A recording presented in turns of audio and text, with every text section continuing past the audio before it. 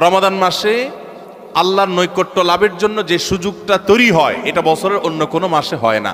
কোরআন এবং হাদিসের আলোকে আমরা কিছু হতভাগা মানুষের কথা জানি, যে মানুষগুলো হয়তো নামে মাত্র, তাদের অনেকে মুসলমানও, হয়তো অনেকে নামাজ কালামও পড়ে, কিন্তু জান্নাতে তারা যেতে পারবে না। আমরা আজ 16 শ্রেণীর হতভাগা মানুষের কথা জানবো, যে হতভাগা মানুষগুলো জান্নাতে যেতে পারবে না। জান্নাতে যাওয়ার এই নেয়ামতের সৌভাগ্য লাভ থেকে তারা বঞ্চিত হবে। আল্লাহ রাব্বুল আলামিন সেরকম কপাল পড়া মানুষদের কাতারে যেন আমরা শামিল না হই, আমাদের সবাইকে সে তৌফিক দান করুন।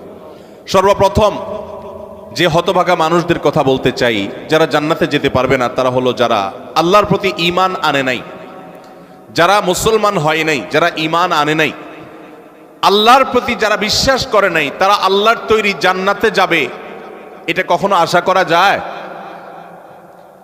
যদি আল্লাহকে কেউ বিশ্বাসই না করে, আল্লাহর একত্ববাদকে স্বীকারই না করে, শিরকে লিপ্ত হয়, সে মুসলমানই না হয়, তাহলে সে আল্লাহর জান্নাতের প্রত্যাশা কোত্থেকে করতে পারে? দ্বিতীয় যে প্রকারের মানুষ জান্নাতে যেতে পারবে না, বা দ্বিতীয় যে বিষয়টি জান্নাতে যাওয়ার পথে বাধা, সেটি হলো আত্মীয়তার সম্পর্ক ছিন্ন করা। রক্ত সম্পর্কীয় আত্মীয়কে যদি কেউ স্থায়ীভাবে ছিন্ন করে, তাদের সাথে সম্পর্ক যদি একবারে কাট করে ফেলে, বুখারী মুসলিম এক যুগে বর্ণনা করেছেন, নবী করিম সাল্লাল্লাহু আলাইহি ওয়াসাল্লাম বলেছেন, লা ইয়াদখুলুল জান্নাতা কাতি', আত্মীয়তার সম্পর্ক ছিন্ন করে দেয় যে এই ব্যক্তি জান্নাতে প্রবেশ করবে না, সে জান্নাতে প্রবেশ করবে না। অতএব আত্মীয়তার সম্পর্ক যারা ছিন্ন করেছেন তারা তওবা করতে হবে। আপনার ভাই, আপনার বোন, শত বাধা হতে পারে, শত ঝামেলা হতে পারে, শত গন্ডগোল হতে পারে, আপনার চাচা, আপনার ফুফু, আপনার মা বাপ, আপনার সন্তান সন্ততি, আপনার মামা, আপনার খালা, এরা সবাই আপনার রক্ত সম্পর্কীয় আত্মীয়। এদের সাথে আপনি স্থায়ী সম্পর্ক ছিন্ন করবেন, এই সুযোগ কিন্তু ইসলাম আপনাকে রাখে নাই। হ্যাঁ, যদি এমন হয় যে তাদের সাথে সম্পর্ক রাখতে গেলে আপনার জীবন হুমকির মধ্যে পড়ে, আপনি বিপর্যস্ত হন, আপনাকে তারা ক্ষতি করে, তো শুধু ক্ষতি থেকে বাঁচার জন্য আপনি দূরে আসেন, সেটা ভিন্ন বিষয়। কিন্তু সম্পর্ক যদি একেবারে স্থায়ীভাবে ছিন্ন করেন, বিশেষ করে দুনিয়াবি ঠুনকো অজুহাতে, ঠুনকো কারণে, কোনো কারণে মনোমালিন্য হয়েছে, আর চিরকালের জন্য সম্পর্ক ছিন্ন করে দিলেন, তো এটা হারাম। এই লোক যদি নামাজিও হয়, এই লোক যদি ওয়াজ মাহফিলেও আসে, এই লোক যদি জিকির আজকারও করে, এই লোক যদি তাসবিহ তেলাওয়াতও করে, যেহেতু সে আত্মীয়তার সম্পর্ককে ছিন্ন করে ফেলেছে, এই লোক জান্নাতে প্রবেশ করতে পারবে না যতদিন না সে তওবা করে তার পাপ থেকে, অপরাধ থেকে সে ফিরে না আসছে। নাম্বার 3, চগলখড়ি করা। এই বদভ্যাস আমাদের সমাজে এখন প্রচুর পরিমাণে আছে। অনেক মানুষ আছে দেখবেন মুখে দাঁড়িয়ে আছে, মাথায় টুপিও আছে, হয়তো নামাজ কালামও পড়ে, কিন্তু চগলখড়ির বদ অভ্যাস আছে, এই চরিত্রটা আছে যে আমার কাছে এসে ওনার বদনামি করবে, ওনার কাছে গিয়ে আমার বদনামি করবে, আমার কাছে এসে আমাকে পামপট্টি দিবে, ওনার কাছে গিয়ে ওনারে পামপট্টি দিবে। এরকম লোক আছে না নাই? ঘরে ঘরে। আল্লাহ মাফ করুন, আমাদের অনেকের মধ্যে এই চরিত্রটা আছে না নাই? নবী করিম সাল্লাল্লাহু আলাইহি সাল্লাম এই চগলখড়ি সম্পর্কে সহিহ মুসলিম বর্ণিত হাদিসে বলেছেন, লা ইয়াদখুলুল জান্নাতা নাম্মাম, চগলখোর জান্নাতে প্রবেশ করবে না। নাম্বার 4, প্রতিবেশীকে যে কষ্ট দেয়, এই লোকও জান্নাতে যেতে পারবে না। জান্নাতে যাওয়ার ক্ষেত্রে বড় বাধা হলো এই বদভ্যাস এবং খারাপ জিনিস, এই অপরাধ, প্রতিবেশীকে কষ্ট দেওয়া। নবী করিম সাল্লাল্লাহু আলাইহি সাল্লাম সহিহ মুসলিম বর্ণিত হাদিসে বলেছেন, লা ইয়াদখুলুল জান্নাতা মান লা ইয়ামানু জারুহু বাওয়াইকাহু, যে ব্যক্তির প্রতিবেশী তার হাত, মুখ এগুলোর কষ্ট দ্বারা, তার ক্ষতি এবং অনিষ্ট থেকে যে ব্যক্তি নিরাপদে থাকে না, অর্থাৎ প্রতিবেশীকে যে শান্তিতে রাখে না, প্রতিবেশীকে বিভিন্নভাবে কষ্ট দেয়, এই ব্যক্তি জান্নাতে প্রবেশ করতে পারবে না। নাম্বার 5, অহংকারী ব্যক্তি, যে অহমিকা দেখায়, দম্ভ করে, গরিমা নিয়ে চলে, মানুষকে মানুষ মনে করে না। কারোর টাকার গরম আছে, কারোর নাম যশ খ্যাতির গরম আছে, কারোর ক্ষমতার গরম আছে। আল্লাহ তাআলা এক একজনকে এক একটা দিয়ে পরীক্ষা করেন। এগুলোর মাধ্যমে যারা অহংকারী হয়ে যায়, এগুলোর কারণে যারা অহংকারী হয়ে যায়, এই অহংকারী ব্যক্তি কখনো জান্নাতে যাবে না। সহিহ মুসলিমের হাদিসে আসছে, নবী করিম সাল্লাল্লাহু আলাইহি সাল্লাম বলেছেন, লা ইয়াদখুলুল জান্নাতা মান কানা ফি কলবিহি মিসকালু যাররাতিন মিন কিবরিন, যেই ব্যক্তির অন্তরে যাররা পরিমাণ অহংকার থাকবে, দম্ভ থাকবে, এই মুতাকাব্বির অহংকারী ব্যক্তি জান্নাতে কখনো প্রবেশ করবে না। 6 নম্বর হলো প্রতারক, 7 নম্বর হলো দান করে খোটা দেয় যে সে, আর 8 নম্বর হলো কৃপণ। আর এই তিনটি তিরমিজি বর্ণিত হাদিসে বর্ণিত হয়েছে। নবী করিম সাল্লাল্লাহু আলাইহি সাল্লাম বলেছেন, লা ইয়াদখুলুল জান্নাতা খাব্বুন ওয়ালা মান্নানুন ওয়ালা বখিল, যে ব্যক্তি কাউকে প্রতারণা করে, ধোঁকা দেয়। এখন আমাদের সমাজে মুসলমানদের মধ্যে ধোঁকা দেনওয়ালা মানুষের সংখ্যা কি কম না বেশি? দোকানদার বলেন, ব্যবসায়ী বলেন, চাকরিজীবী বলেন, যার কথাই বলেন, এমনকি নেতারা বলেন, জনগণকে ধোঁকা দেয়। ঠিক না বে ঠিক? সবাই যার যার জায়গা থেকে কে কাকে ল্যাং মারবে, কে কাকে ধোঁকা দিবে, এটাই হলো আমাদের কাজ এখন। অথচ ধোঁকাবাজ, প্রতারক, চিটার, বাটপার এই লোকগুলো কখনো জান্নাতে যেতে পারবে? নবী করিম সাল্লাল্লাহু আলাইহি ওয়াসাল্লাম এই হাদিস বলছে যে প্রতারক জান্নাতে যাবে না। দ্বিতীয়ত, মান্নান অর্থাৎ দান করে যে খোটা দেয়, এই লোকও জান্নাতে যেতে পারবে না। দান করে খোটা দেওয়ার বদভ্যাস আছে না নাই আমাদের অনেকের?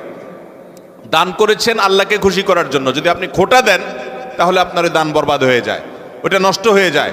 আল্লাহ বলেছেন লা তুবতিলু সাদাকাতিকুম বিল মান্নি ওয়াল আযা, তোমরা দান করার পর খোটা দিয়া, কষ্ট দিয়া, যাকে দান করছো তাকে কষ্ট হয় এরকম কথা বলে ওই দানকে বরবাদ করে দিও না। আমরা অনেকে এই কাজ করি।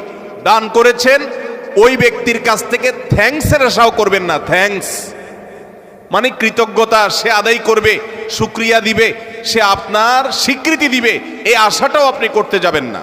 8 নম্বর হলো কৃপণতা।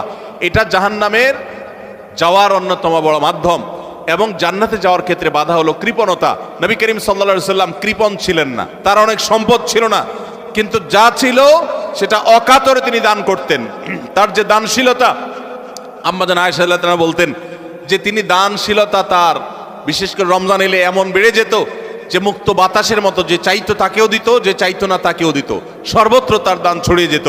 এবং দান করতে করতে সব শেষ করে অনেক সময় বাসায় যেতেন, তার নিজের জন্য কিছুই রাখতেন না। এইভাবে তিনি দানশীল ছিলেন। তো নবী সাল্লাল্লাহু আলাইহি সাল্লাম কৃপণতা থেকে পানা চেয়েছেন। আমরা অনেকেই কিন্তু কৃপণ, আল্লাহ অনেক সম্পদ দিয়েছে কিন্তু খরচ আমরা করতে চাই না। নবীজি পানা চাইছেন, আল্লাহুম্মা ইন্নী আউযু বিকা মিনাল বুখলি ওয়াল জুবন, আল্লাহ আপনার কাছে কৃপণতা থেকে পানা চাই। 9 নম্বর, ঘুষ দাতা এবং ঘুষ গ্রহীতা। যে ঘুষ দেয় সে যদি একান্ত নিরুপায় হয়ে দেয়, এমন কাজ যে কাজ না হলে তার জীবন বাঁচে না, অনেক জটিল প্রয়োজন, এরকম প্রয়োজনে সে যদি ঘুষ দিতে বাধ্য হয়, ঘুষ দেওয়া ছাড়া তার কোনো উপায় না থাকে, তাহলে ওই ব্যক্তিকে মাজুর হিসেবে আল্লাহ তাআলা মাফ করবেন আশা করা যায়। কিন্তু সচরাচর আমরা দেখা যায় আজকাল যেসব ক্ষেত্রে ঘুষ দিয়ে সুবিধা নেই, ওটা না নিলে আমি যে মরে যাব এরকম না, আমি ইচ্ছা করলে হারামটা নাও করতে পারি। নাম্বার 10, মাতা পিতার অবাধ্য। নাম্বার 11, নেশাগ্রস্ত, নেশায় আসক্ত।